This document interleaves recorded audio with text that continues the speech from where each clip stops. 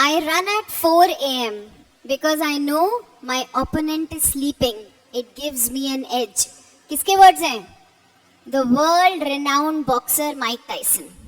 और यही एटीट्यूड तुम्हें तुम्हारे कंपटीशन में भी रखना है अगर आगे निकलना है तो जब भी टाइम वेस्ट करने लगो ना, खुद से पूछना कि मैं इस टाइम मेरा ओपोनेंट या मेरा कंपटीटर क्या कर रहा होगा। दो में से एक जवाब आएगा, या तो जवाब ही आएगा कि हो सकता है वो पढ़ रहा हो, वो प्रैक्टिस कर रहा हो, तो तुम्हें और प्रैक्टिस करनी है अगर आगे रहना है तो। और अगर दूसरा जवाब आएगा कि हो सकता है वो भी टाइम वेस्ट कर रहा हो, वो भी ब्रेक ले रहा हो, तो भी तुम्हें प्रैक्टिस करनी है, तो भी तुम्हें पढ़ाई करनी है। ऐसे ही तो तुम आगे रह पाओगे, वरना या तो बराबर या पीछे। तो माइक टाइसन का ये कोट हमेशा ध्यान में रखना कि टाइम वेस्ट नहीं करना है, स्पेशली तब जब आपको लगता है कि आपका ओपोनेंट रेस्ट कर रहा है। कछुए खरगोश की कहानी सुनी है? पूरी नहीं सुनी होगी।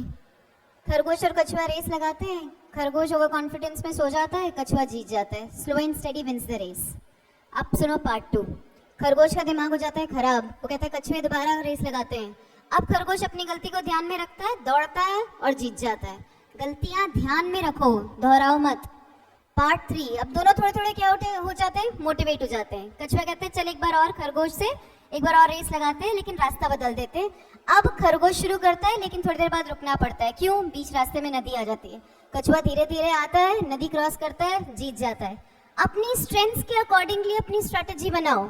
और सुनो पार्ट 4 लास्ट। अब दोनों फ्रेंडली मैच करते हैं, रास्ता वही नदी वाला, ठीक है। जमीन पर खरगोश के ऊपर कछुआ, नदी में कछुए के ऊपर खरगोश, कम टाइम में रास्ता पार। फ्रेंड्स ऐसे बनाओ जिनकी स्ट्रेंथ आपकी वीकनेस हो, मोटिवेटेड भी रहोगे और रास्ता भी आसान लगेगा। See, you are answerable to only 2 people. First and foremost, to yourself. हम सबको पागल बना सकते हैं, लेकिन खुद को अंदर ही अंदर पता होता है ना क्या सही कर रहे हैं क्या गलत कर रहे हैं। पढ़ाई करी है टेस्ट के लिए, नहीं करी है। सामने वाले को तो पागल बना सकते हैं, मम्मी पापा को भी बना सकते हैं। अरे पापा पेपर में कुछ ऐसा दे दिया, मैडम ने तो पढ़ाया ही नहीं था। आकर क्लास में बातें कर लेती है, पेपर में क्वेश्चंस दे देती हैं। पापा को हम, मम्मी को हम पागल बना सकते हैं, बट अंदर ही अंदर पता होता है कि सच क्या है क्या नहीं है। तो सबसे पहले you are answerable to yourself. जिस दिन अंदर से ये आवाज आ जाए ना कि यार तूने गलत किया, उस दिन आप गलत हो। और अगर अंदर से आवाज आ रही नहीं जो भी तूने किया वो सही किया, तो दुनिया कुछ भी बोले उससे कोई फर्क नहीं पड़ता। And second, you are answerable to your parents. So don't cheat on yourself. खुद को गलतफहमी मत दो और पेरेंट्स को गलतफहमी मत दो, बाकी तो कोई मैटर ही नहीं करता। वीकनेस वो क्या होता है? चलो सुनो। एक लड़का होता है, एक्सीडेंट में उसका लेफ्ट आर्म कट जाता है, पर उसको जूडो चैंपियनशिप में पार्टिसिपेट करना होता है। तो एक बहुत एक्सपीरियंस जूडो मास्टर के पास जाता है, कहता है चैंपियनशिप है, मुझे ट्रेन कर दो। ट्रेनिंग शुरू होती है, लेकिन 2 महीने तक उसके सर उसको सिर्फ एक ही मूव सिखाते हैं। एक दिन लड़के का पेशेंस टूट जाता है, वो अपने सर के पास जाता है कि आप मुझे बाकी मूव कब सिखाओगे? तो उसका सर बड़ा रूडली उसको बोलता है यही सीखना है एक मूव तुमको, यही सीखते रहो। लड़का फ्रस्ट्रेट तो होता है, पर अपनी टीचर पर विश्वास रखता है, सीखता जाता है। चैंपियनशिप होती है, सरप्राइजिंगली चैंपियनशिप के 3 राउंड वो जीत जाता है।